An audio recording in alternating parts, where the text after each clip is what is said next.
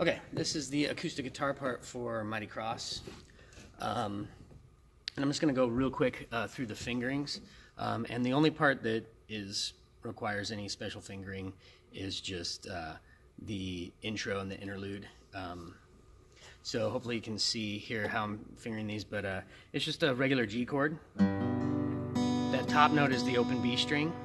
And then you're going to do a C chord with a suspended 9. So that is a 3rd fret on the B string, a D. So that's your note there. And then you're going to do an inverted D chord, which just adds this F sharp, the 2nd fret on the low E string. So instead of this fingering, what I'm doing is I'm replacing my 1st finger with my 2nd finger here and using my 1st to reach over here to the E string to hit that F sharp.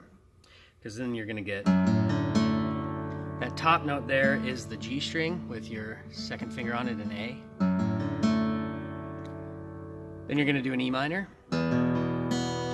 Sorry. With that open G as the top note. And then you're just going to hit the 2nd fret and then to open B. So open G, 2nd fret, B string, and then that same C. That same D. So when you put them all together, you get.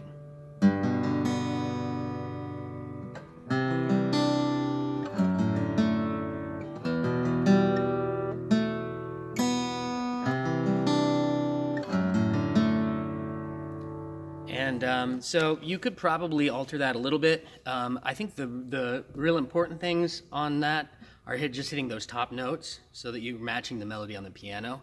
The rest of the kind of arpeggios there you could play probably a variety of different ways, but making sure that you kind of get the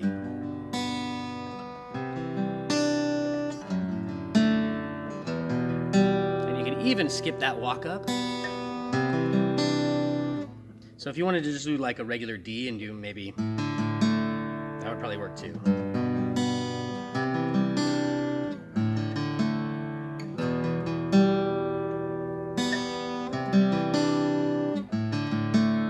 Any of those would probably be okay, but I'm just going to play through the song, and yeah, I'm going to play here the stereo mix with the click, just so I can keep my timing right here. It's kind of hard to get the recording. 2, 3, 4.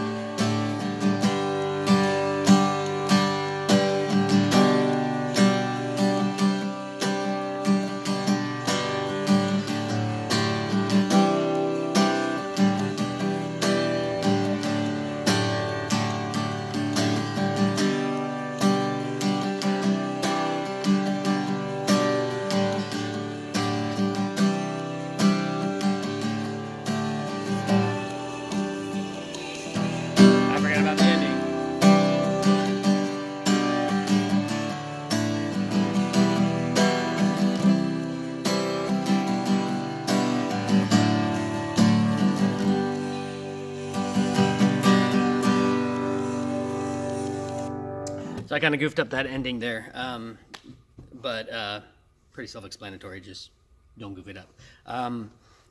Couple of other voicings just to show you what I'm doing on this. When we get to the chorus, especially like the first one when it's a little bit less strumming and a little bit more of like an arpeggiated thing. So I'm also again doing that inverted D.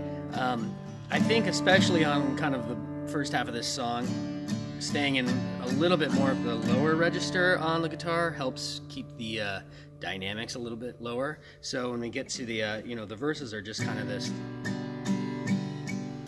and then we get to the chorus.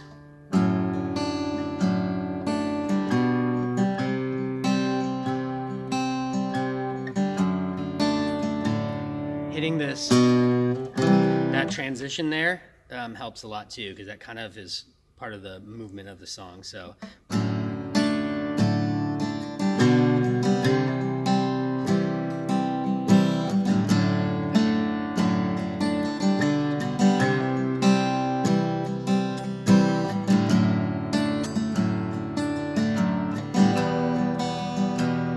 then there's a walk down here.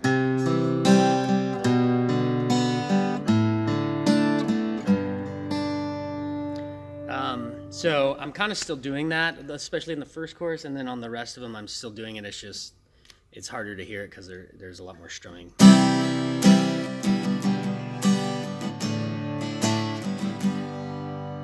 What I'm doing there is C chord, an inverted G, so I'm muting the open E string with my second finger so that even if I strum it, you still hear that B in the bottom. A D, I'm actually muting the E string with my thumb, so you hear that open A. And back to the G,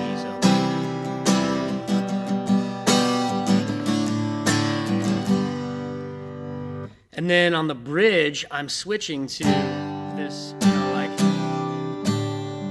that style of chords where you've got the D here and the G, the suspended 9, and the suspended D. And the reason is it kind of makes it sound a little fuller. It's also easier for me to keep my voicings right because it should be an inverted G on the first one. And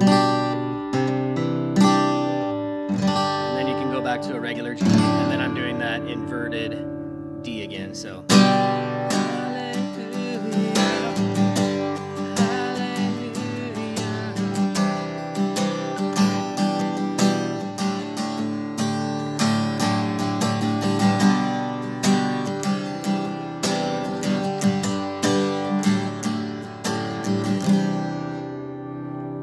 So again, a lot of that stuff's not super necessary because the rest of the band's going to be doing a lot of that. I would say some of those voicings might be a little more crucial towards the beginning of the song when it's just piano and guitar, but for the most part, once the band builds in, the acoustic guitar becomes a little bit more of a rhythm instrument than anything else. So hopefully this is helpful.